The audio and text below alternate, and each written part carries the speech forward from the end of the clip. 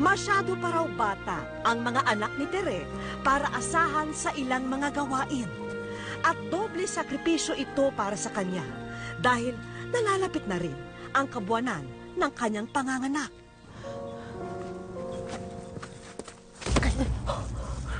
Nakahanap ng bagong tirahan sina Tere at kanyang mga anak sa isang abandonadong truck ng basura. Pinilit niyang ipagpatuloy ang negosyong naiwan ng kanyang asawa na paglalako ng paninda sa kabundukan. At dahil sobrang abala, hindi na niya minsan iniintindi ang kanyang pagbubuntis.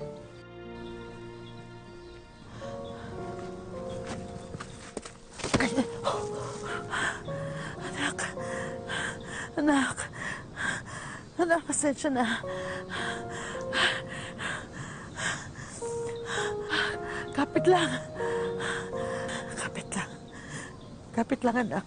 Kapit lang. Nay, okay lang ba talaga kayo? Okay lang ako, anak. Gusto niya bukas, punta ka sa health center.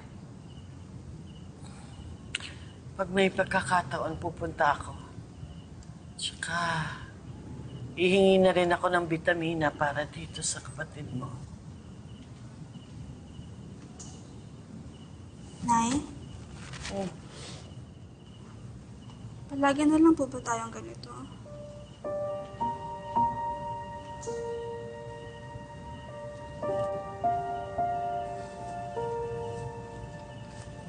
Bakit?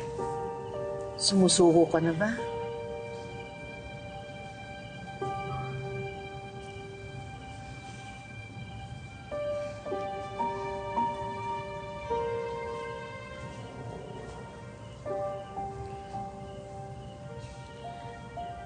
Alam mo, naisip ko na rin yan dati.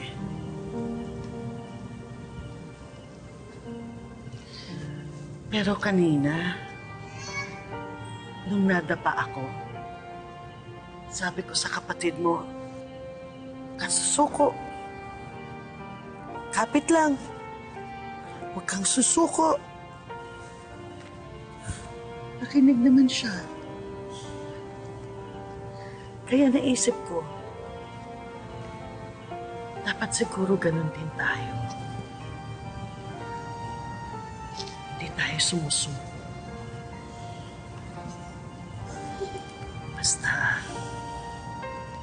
Basta kapit lang.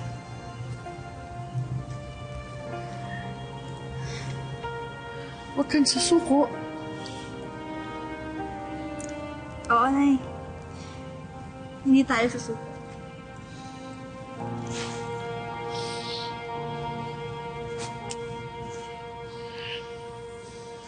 Ate, pengen pong tubig. O sige na, ito na.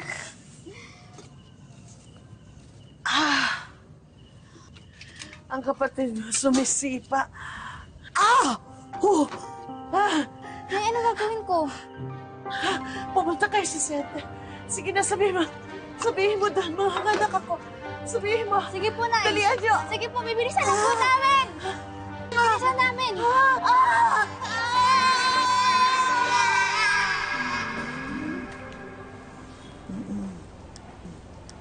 Kamusta po, Aling Tere? Medyo mabuti naman po. Bilib din ako sa inyo. Ngayon lang ako nakakita na nanganak sa trap ng basura. Hindi naman po sadya.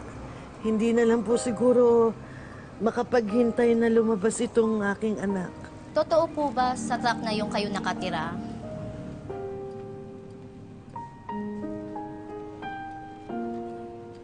Wala pong ibang matuluyan eh.